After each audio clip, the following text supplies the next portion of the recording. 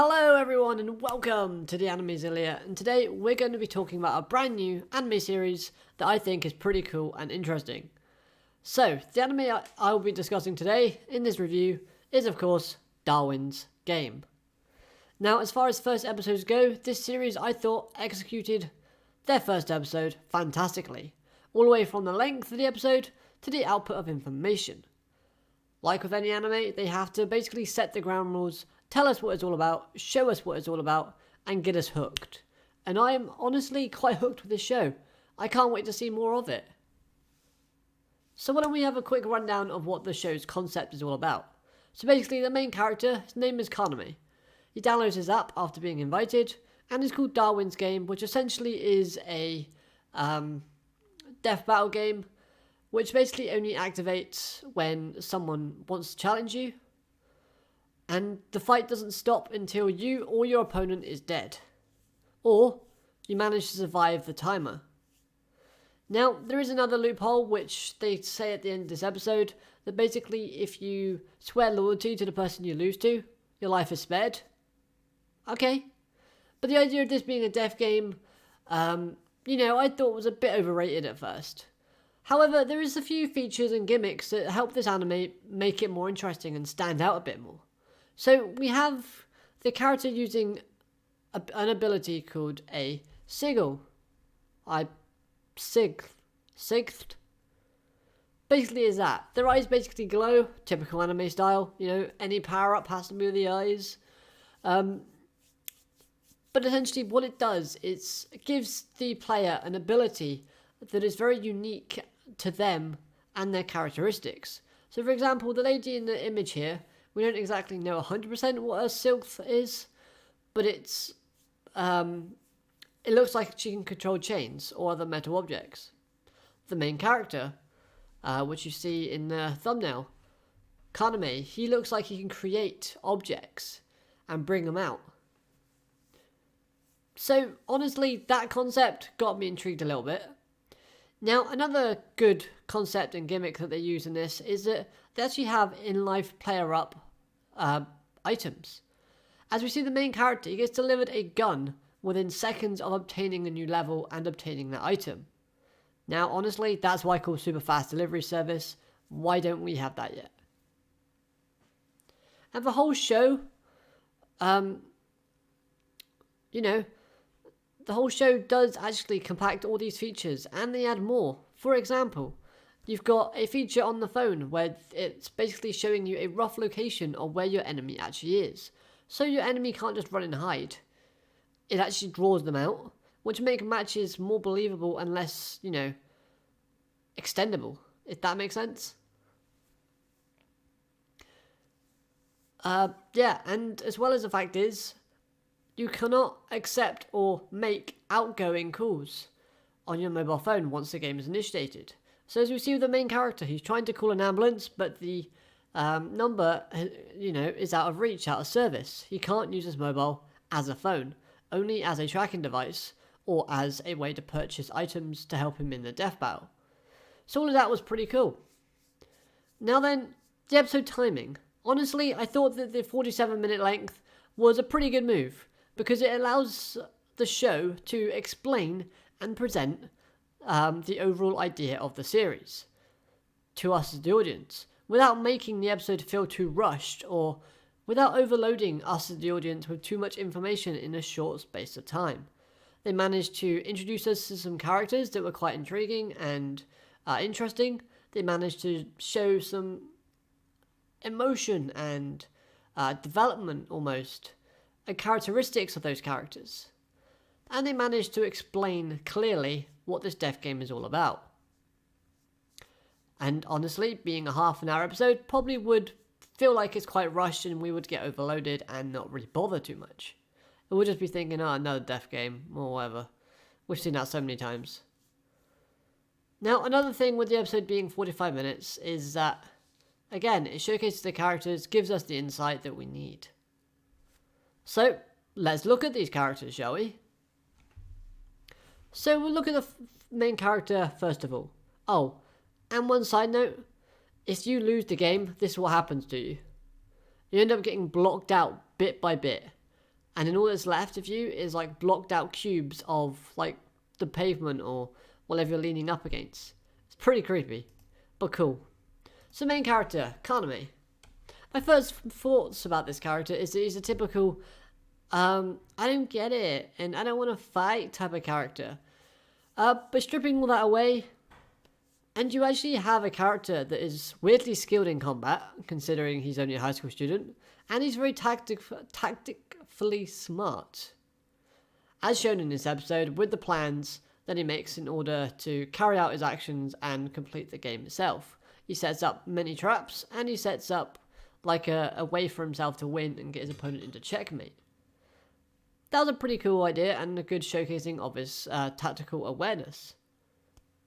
Now, as I said, his, again, don't really know how to pronounce it, but his sigil, it seems to allow him to create weapons to use. And they seem to be one time only. Because if you look at the gun that he brings out first of all, during his battle against the main female of the show, she, he can only fire it once and then it's unusable again. Now, for me personally, being a fan of the character Shiro Emiya from the Fate franchise, I do like Kaname's ability. I think his ability is pretty cool. It's not the same as Shiro, but it's almost like projection. How he can materialize objects and use them.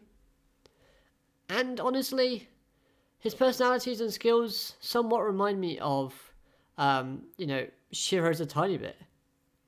And I'm hoping that the more we see from this character, the different that becomes. So, for example, although I like Shiro Emiya's character, I don't want this character to be like a clone.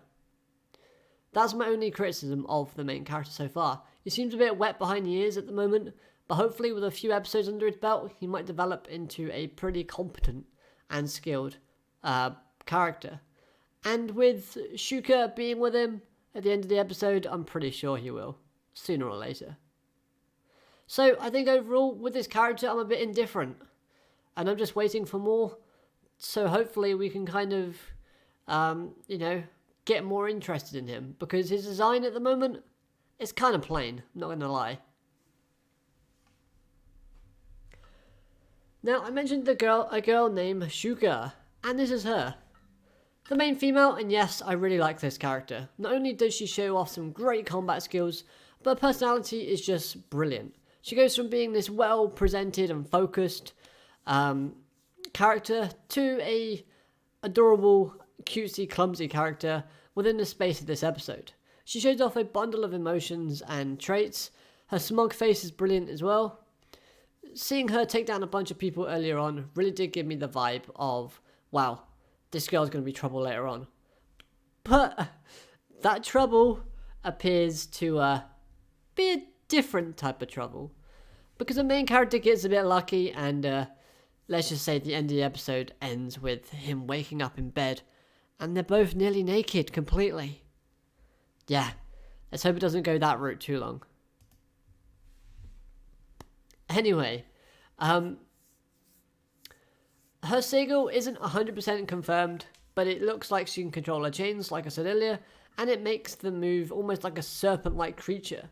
That's what they described it like in the show, in the episode, and I quite like that description. It fits it very perfectly. And the way she uses her chains, mixed with her combat, was a joy to watch, and I loved the way that she used the chains like hooks to kind of anchor herself, and made it look like she was flying.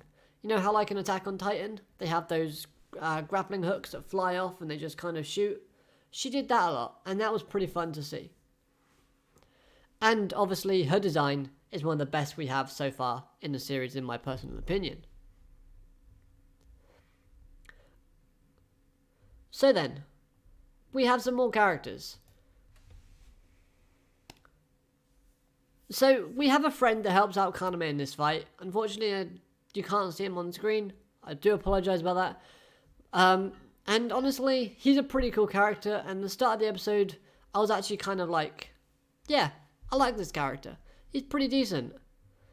But then, unfortunately for him, they kind of cut him short a little bit. And his final message was just really sad and heartbreaking, if I'm honest. You got this guy called Kaname who doesn't know anything. He's on his own. He's trying to fight and survive. And then he just gets this from his friend. It's clear to me that they've been friends together for a very long time, and he just gets a text that says, survive. Now, it's a very simple word and a very simple message, but it's very effective, and it gets the job done.